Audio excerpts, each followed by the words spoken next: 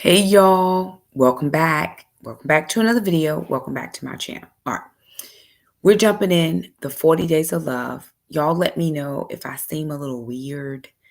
I'm using my new computer, which seems like the software is just taking a minute to catch up with me speaking, but I'm speaking at regular speed. I just look like I'm going slow.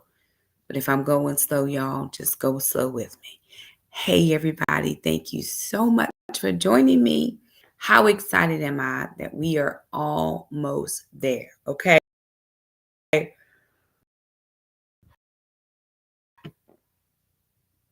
Tonight is prepping for day 38 tomorrow, which means we really only have 3 more days to go. And then this 40 Days of Love challenge is over.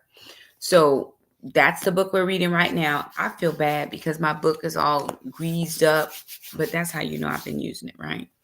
It's written in, it's well loved, it's high lit, it's all the things, right? And I hope yours looks the same. But it does no good to do all of that and never take the concepts, put them in your heart, and then live them out in your life. So that's what we're working towards. This is good. It's a great read, but can I live it?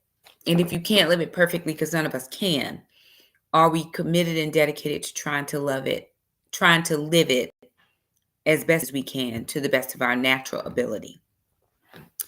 Once this book is over, we're off for 2 weeks and we're coming right back with this second book. This is God is a Matchmaker, 7 Biblical Principles for Finding Your Mate. This starts the first Sunday in May. It will be at 8 p.m. The first Sunday in May, 8 p.m. So if you haven't gotten your book, you can find this on Amazon. I just got mine on Amazon. It is 12 chapters, so that's 12 weeks it'll take us to get through it, which I feel like is going to be very refined. It'll be perfect. This one is well loved, well written in, high lit, all the things. I've made so many notes in this book. This book radically changed my thinking as far as dating and remarriage, because it used to be in my mind a lot. Why God, when God, why not me? Why her? Why everybody but me? And this actually changed my thinking on relationships and what God has for me. Not to share too much, but I had a dream last night, and the Lord always deals with me in dreams. And I had a dream last night, and the miracle of love for me is coming. It is very nigh unto being here. I still don't know if that's tomorrow, next week, 10 years from now, but it is coming, and I know that. And the Lord, again, every so often, he'll bring me a dream, and I was thankful for it last night. So this is our next study, starts in March. I really, really, really love doing the close sessions so I can talk to people, but I get it. It's not for everybody. So we're jumping in day 38. Let's review 37, which was today's, and then we're jumping into 38. 38 happens to be one of my most favorite days. I have a great story to tell you all about this day. 37, love agrees in prayer. That's today. Ask your spouse if you can begin praying together. Talk about the best time to do this, whether it's in the morning, your lunch hour, or before bed. Use this time to commit your concerns, disagreements, and needs before the Lord. Don't forget to thank him for his provision and blessing. Even if your spouse refuses to do this, resolve to spend this daily time in prayer for yourself. So whether spouse decides to do it with you or not, we're going to commit to a time of prayer. If you did ask your spouse, how did they respond? If they agreed, what was the experience like? Because listen, as soon as you get that agreement, you got to jump on it. You got to get that agreement and jump on it. And what did you learn? from the experience. So those couple of questions are things that you're going to ask yourself today. We're jumping into day 38, which is probably one of my favorite chapters. We start off the very first 19 days, or the very first 18 days, really focused on our spouse. The next couple days, 19 preps you for salvation. Day 20 is the decision, which is the halfway point. From day 21, moving into day 30, 4 or 5 really is about you.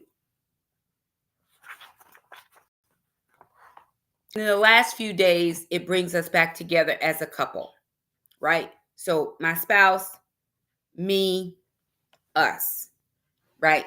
Them, me, us. Focusing on them, how I relate, how I respond, how I cater, how I love, how I serve all them. The next section talks about what I do for me. What's my heart posture? What's my attitude? What's my commitment? Because some of us don't have that either, right? What's my commitment? And then the last part of the book, the last few days, is about us together as a couple, the accountability, the praying together. What was another one? Day 35, reading the word, keeping the word first, reading the word, then prayer, having an accountability partner,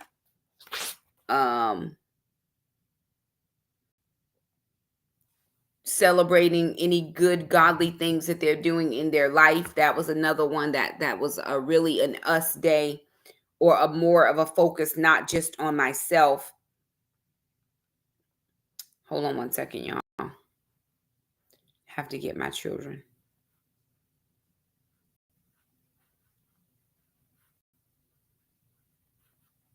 Shakema, help me. Okay. So this last couple of days, again, is still very focused in the us, we togetherness. Day 38 is love fulfills dreams. This is an allowing day. One of your source verses is Psalms 37:4. Delight yourself in the Lord. And in another verse, translation, I believe it's the King James Version, it says, delight yourself also in the Lord. And he will give you the desires of the heart. That was an emotion that came out. Because I always associate my spouse coming as I'm doing the work of the Lord, what God has called me to do. And it is my honor and my privilege to do it. And I'm very thankful to be able to have this. There were many, many days when I just couldn't see myself without someone. And now my life is perfect the way it is. Anybody who comes in now would just be such an addition to my life, not somebody that's going to make my life any better than what it is already. Or I wouldn't start living when they showed up. I'm living now. And so I'm very thankful for that. Bubba, can I also have some water? May I have some water, please? Thank you. So I'm very thankful for that. But love fulfills dreams. This is an allowing day. We have a couple verses here. Romans 12:15, Genesis 2:18, Galatians 6:2, and then 2 Peter 1:3 and 4. We've read these verses over and over again. One of the things I would encourage all of us, myself included, thank you so much, is after your 40 days are over, if you don't read anything else, because I know day 36 was talking about the word. If you don't read anything else, just read these verses that we've been going through this whole 40 days. A lot of them are repetitive. I think there are 7 allowing days, every day was like 7 or 8 things, right? Or every topic, attention, abiding, allowing, apology, all those. So spend time with the verses that went for those particular days. Stay up there, Brenda. Oh, Lord, the dog is trying to get off the bed. Well, she off now. Okay.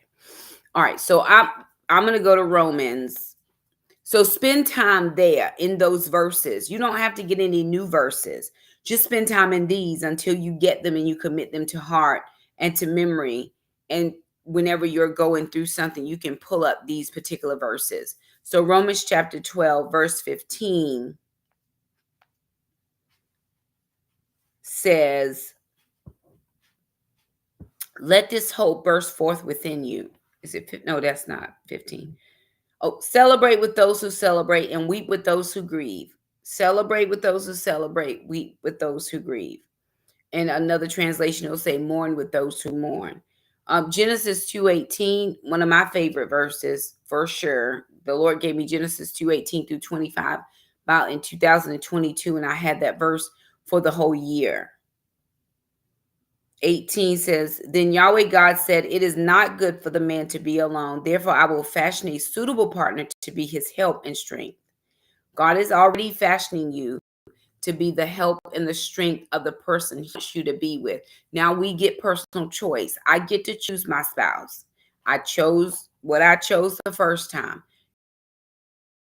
I promise you 100% it's for me. He allows me to make that choice.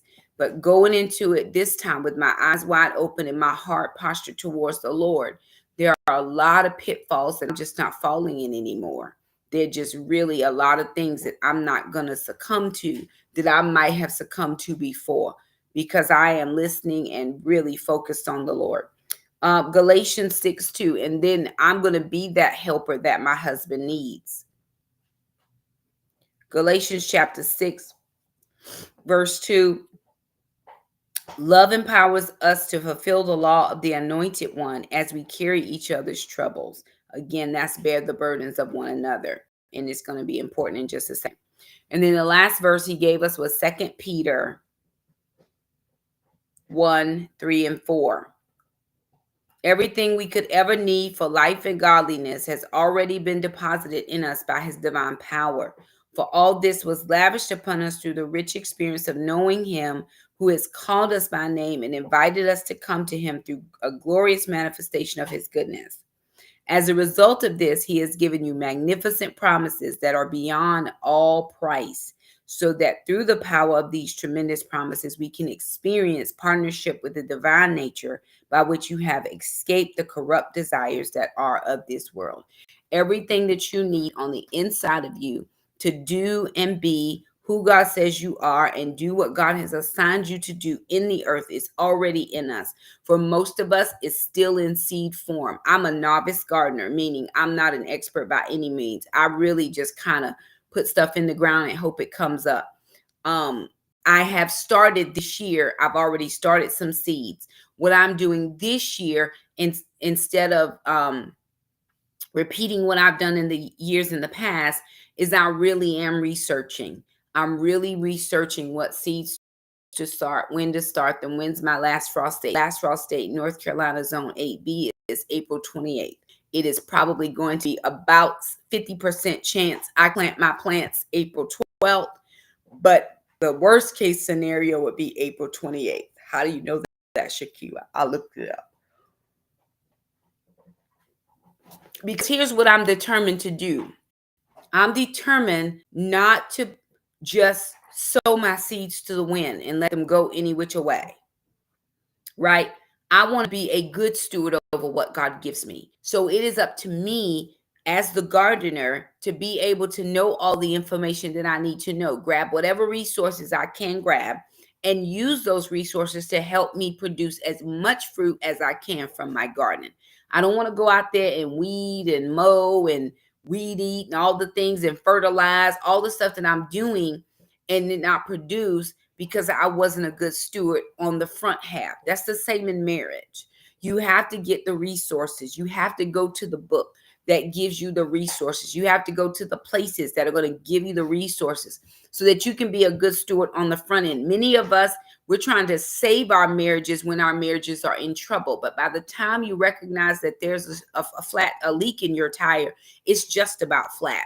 So how can you hope to revive a marriage that nobody wants to be revived, especially the spouse that you've been married to for all this long time? And now all of a sudden, out of nowhere, you want to be reconciled? Oh, no, no, no.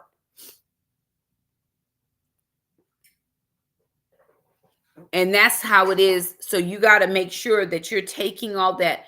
is in these resources and using them appropriately. If you don't have enough money to go out and buy every marriage book, it's not necessary. Just get the Bible.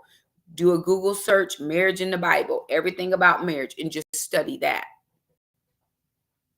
And it will be enough. So love fulfills dreams. I don't know how many of you have crazy dreams, just over the top things that you want to do, go places you want to go, things you want to see, but you need somebody to help you, right? The Bible tells us in Habakkuk 2 to write the vision, make it plain that those who see it might run with it. That includes me to be able to see it myself. He says, what is something that your spouse would really, really love? And how often do you ask yourself that question? Remember, we talked about it. Me, mine. I want my stuff. I don't want to share with you. This is mine. No, you can't have none. This is all mine. But how many times do I ask myself, what is one thing that if it were in my gifting to give my spouse, I could give? Not a lot, because we're too busy thinking about ourselves. So about when I did this study 2 years ago, and I hope she's okay with me sharing. I think I shared it last year and she didn't say anything. But one of my friends, Renee, she was doing the study with us as well. And we got to this day, and she had been listening. You know, you got to lean in and listen to what your spouse is saying. And her husband had been working on something, motorcycle, vintage motorcycle, something, I don't know, some kind of manly part or manly thing, car, motorcycle, something of that nature. He had been working on trying to restore it, rebuild it, or redo something to it. And there was a particular part he needed that he just couldn't get. I think it was a little expensive. He really wanted it, but he knew that there were some boundaries on their financials or whatever the case may be. Well, lo and behold, we started doing the study. We came to this day, and I remember her messaging me. She said, Shakema, you'll never guess what happened. She said, my husband's been talking about this part he needs, and he just hadn't gotten it, didn't want to spend the money or whatever. She said, but I got him the part. I got it for him. She said, it's supposed to be here a certain day, but it's going to be a little bit late, but it's still fine. And then when she presented it to him, oh my goodness, the sheer delight and joy in just his countenance from two things. First of all, the part was important. Thank you so, oh my gosh, I can't believe that you went to that expense to get that part for me. The second thing was you actually heard and then you fulfilled the thing that I said, right? What is it that if it were in your gifting and you didn't have, you weren't worried about money or whatever, you could manage it, that you would get for your spouse? What have they said they wanted that you've just been like, nope, not going to do that? Y'all, I remember when I was married, this is how broke we were. And I didn't know I was broke at the time. I can't even wrap my mind around that. Us both working 2 full-time jobs and still broke. I can't wrap my mind, but I'm sure it's how it was. But there was a time when I wasn't even allowed to go to the grocery store because I would spend too much money at the grocery store. Like, all we have is $35, and we're going to have to eat off of this for a whole week. And we had 2 kids at the time. And for me, just give me let me just go to the grocery store and buy what I want to buy. That, though, I like the grocery store. Most people don't like that stuff. I enjoy it. But one thing I really, really want is to be able to have a new car. Not a brand new 2000, whatever the latest number. I want a small SUV just for myself. I've been hauling kids around. I've been hauling the dogs. I'm hauling everybody around in my vehicle. I just want my vehicle for me, myself. No, you cannot get in it. I just want my own vehicle. What would it be like for me to come home one day or on a Christmas morning or my birthday, on whatever day, and my husband says, you know what, babe, we've been saving, and I heard you, and I knew that this was something that you needed and wanted. And I spent my hours working overtime and doing all the things so I could get this for you. Now, when it says love fulfills dreams, this does not mean to go into debt to buy something, right? but we can start saving now. I think another time that we did this, there was another lady, and I can't remember who it was to save my life. I'm so sorry if you're watching and I have forgotten your name. I didn't forget you. I just forgot your name. But I remember this lady did not have extra income. She just didn't have anything extra. And I said to her, I want you to manage your grocery budget, and I want you to just shop sales, and I want whatever you save at the end of the, at the end of the grocery shop, you put it in a cookie jar or something and just let it collect. Well, lo and behold, she did that. And of course, it was several years ago. Groceries were not as expensive as they are now. And I guess it's all relative when you look at the time, right? But anyway, she had saved up enough money that she was able to go to the bank and get a crispy $100 bill and slip it in her husband's wallet. And he goes on about his day, not even thinking anything about it because money is tight, right? He goes to stop at one of them little convenient mart things to pick up maybe, a drink and a nab or whatever, cracker or whatever. He opens up his wallet to pay, and he's got a crispy $100 bill that he can't figure out how got in there. And he gets home and he asks his wife, hey, babe, I had $100 in my wallet. Where did that come from? And she says, I was saving up and I wanted you to have it. Can you imagine, to the person who's watching every single penny, who might be, I know a lot of mornings I'll go to the gas station and fill up my car, and there's like all the guys going out to work for the day, and they're like 4 and 5 to a truck and whatever. Imagine that one guy on the truck who can never stop and get a meal. He always got to bring his lunch packed. He can't ever stop and get an extra drink on the way. He always brings his water bottle because they don't have extra. But for that wife to say, you know what, I'm going to start working towards having a little bit extra so I can do this one thing for my spouse. Just this one thing. What would that mean to your spouse? But see, a lot of people are the no section. No, you can't do this. You can't have that. We can't go here. We can't do that. Everything doesn't have to cost money. For a person like me, quality time is my love language. You don't have to take me anywhere. Just come sit with me. Just let's be together. I want, one thing I really do want is one of those oversized chairs that 2 adults can sit in. I want one of those so I can sit with my spouse in it. I really do. That's something very doable. If they've heard me say that, and they know that that's my love language, and they come through for me on that end, that's a beautiful situation. See, dreams don't have to be grandiose. They can just be little small dreams. I just wish I dreamed that you had enough time to spend with me just a few hours. I know you're working overtime. I know you're working on a big project. I get it, but I just need a few hours of your time. He says, this was one of the things that he said that I thought it was really good. He says, perhaps you've let your no become too quick of a response. Perhaps you become too reasoned and rationale, too automatic, right?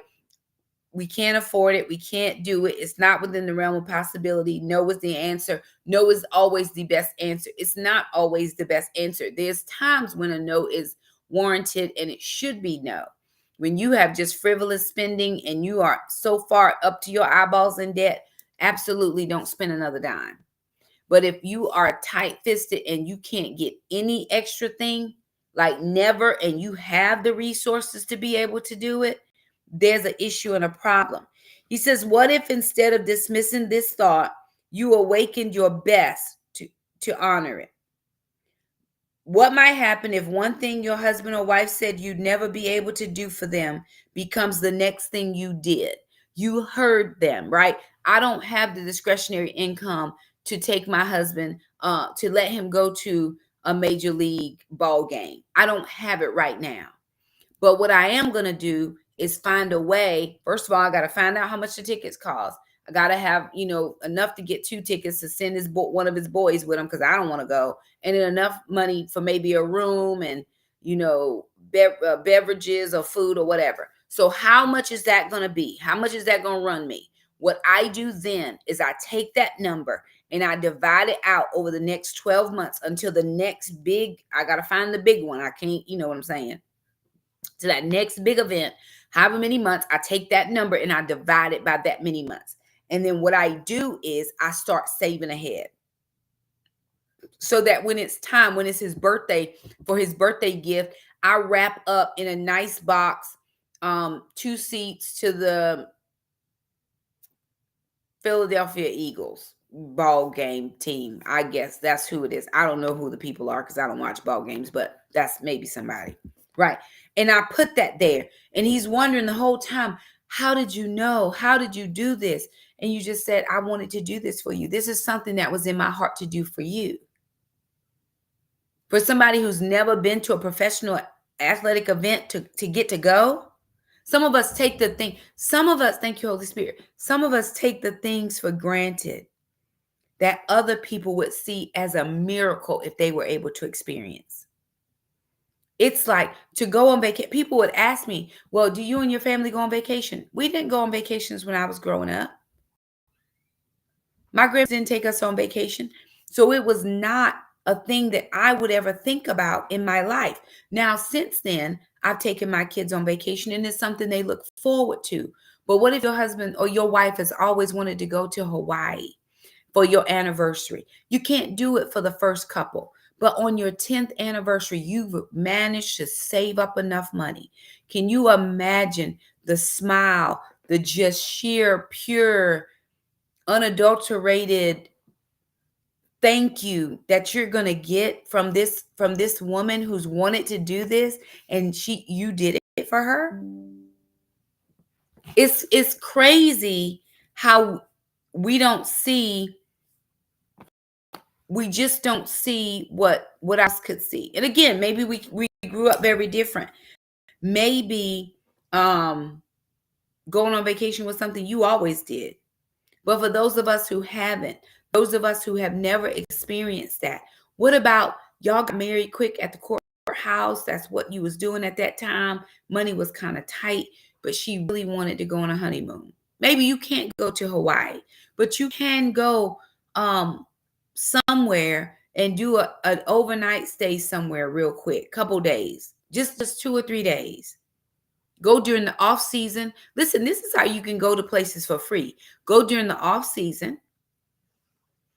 And the room rates are probably a half to a quarter of what they would cost during the season. I have this thing on one of my credit cards. I was calling to wasn't my credit? No, I'm a hotel chain honors member. So I was calling to update a reservation. I had some issues with the reservation and I was getting all that straightened out and fixed. Very good.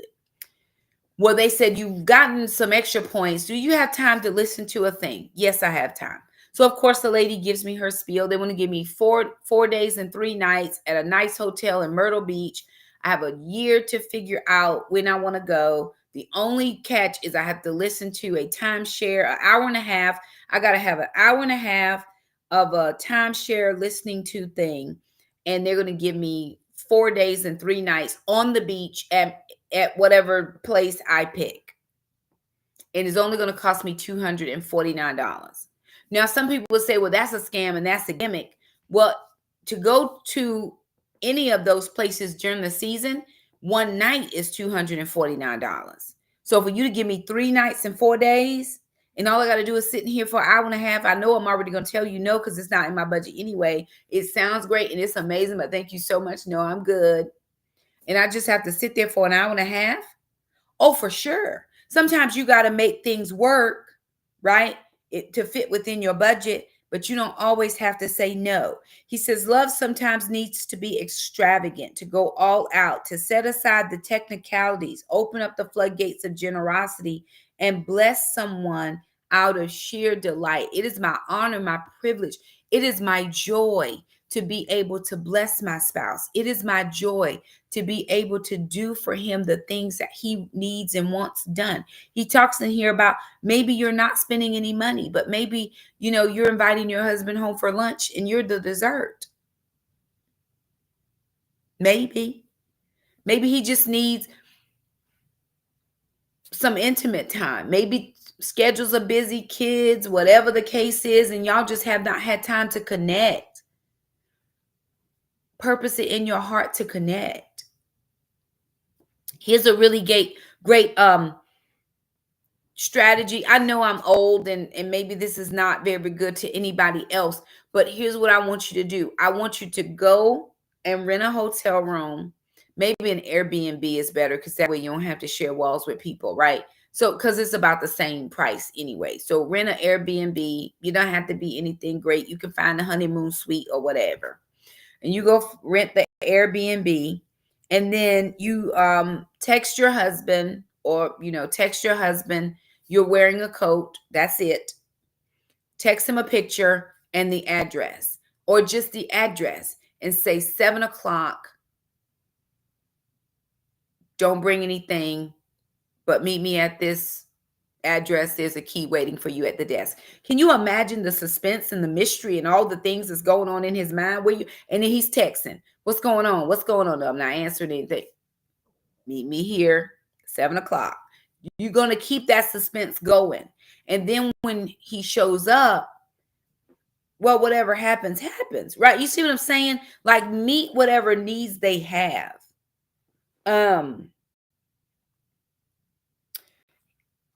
Put your whole self into this.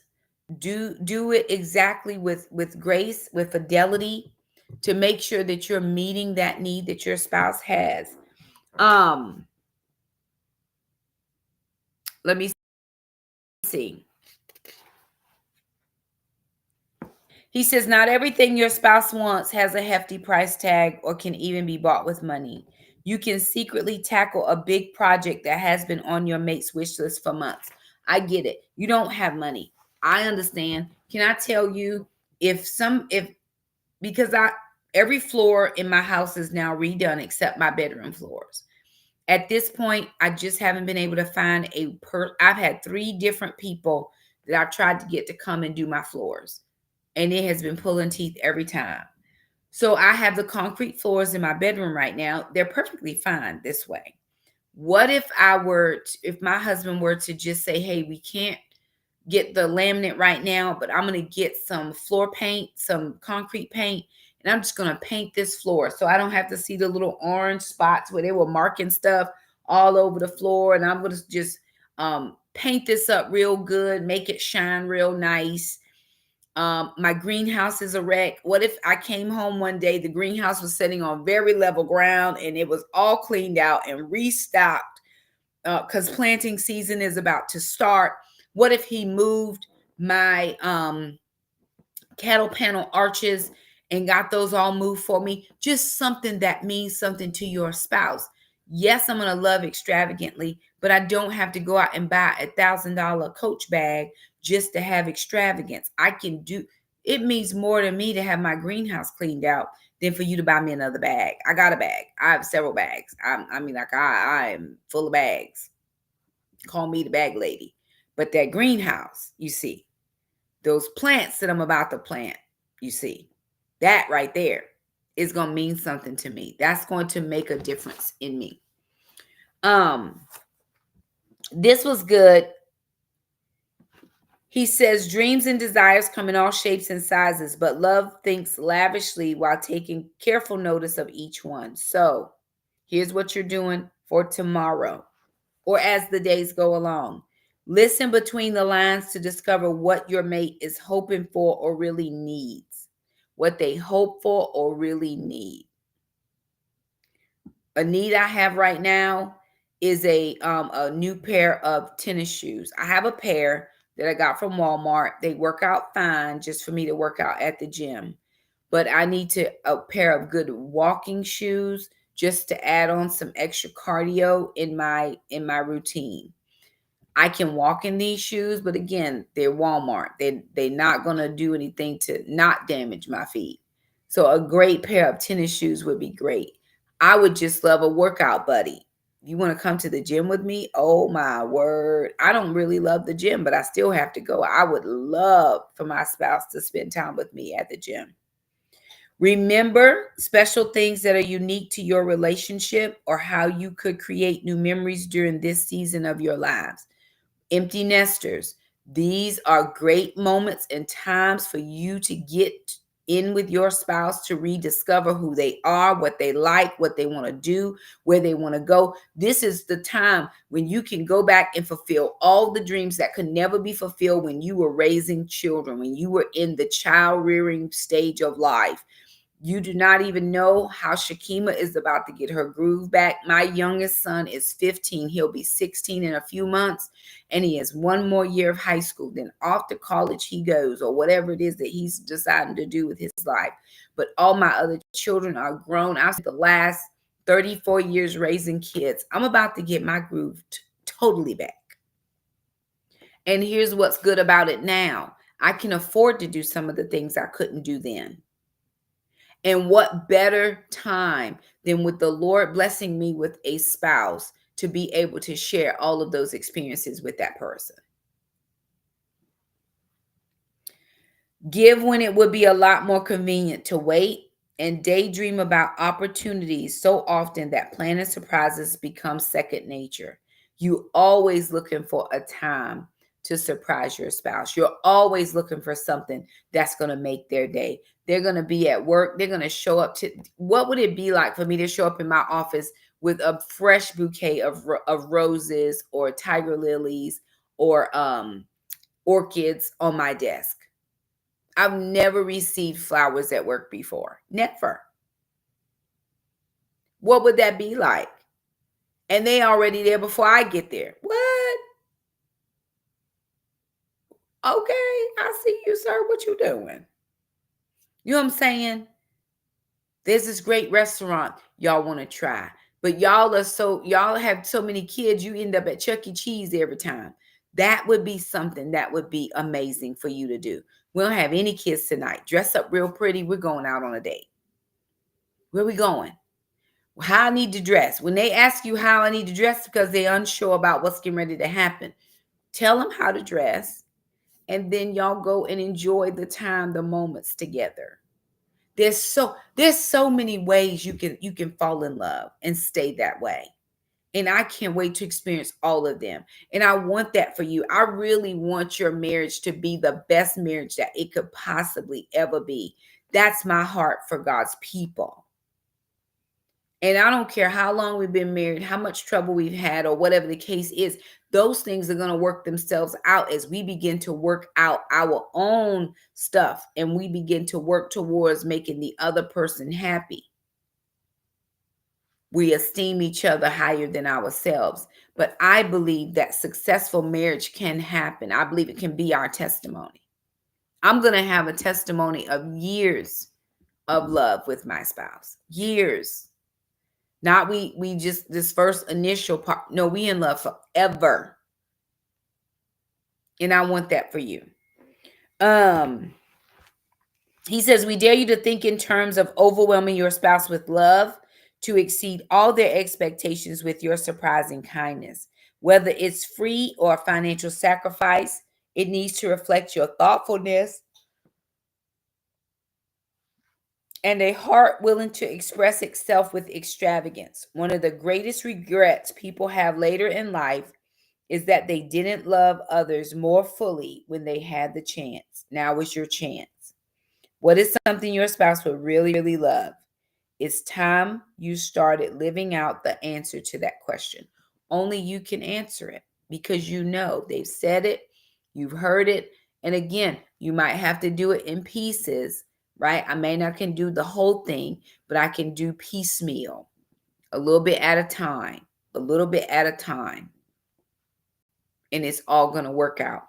Day 38, tomorrow's there. Look at us, we getting out early. Praise God. Ask yourself what your mate would want and if it was attainable. Commit this to prayer and start mapping out a plan for meeting some, if not all, of their desires to whatever level you can possible. Okay, you're going to map out a plan. Even if you can't do it all today, I need to sit down. I need to come up with a plan, and then I'm going to execute this plan. Day 38, that's your dare for tomorrow. After tomorrow, we have 2 more days. We will be done with the 40 days of love, February the 13th, just in time for Love Day, so that you can go and spend some time with your spouse. We're off for the next 2 weeks. We come back the first Sunday in March for Derek Prince's God is a Matchmaker. Derek Prince, God is a Matchmaker. That's our next book. This is mainly for the singles, from the singles perspective. And so we've already done couples. We're going into singles, and we're really going to dig in. So please, please, please do 2 favors. Have this book and have pencil, paper, whatever, something that you can jot some notes down, because it doesn't do any good for us not to write some stuff in so that we can go back and read it, go back and study it later. That's absolutely fine, ma'am. Just catch it whenever you can.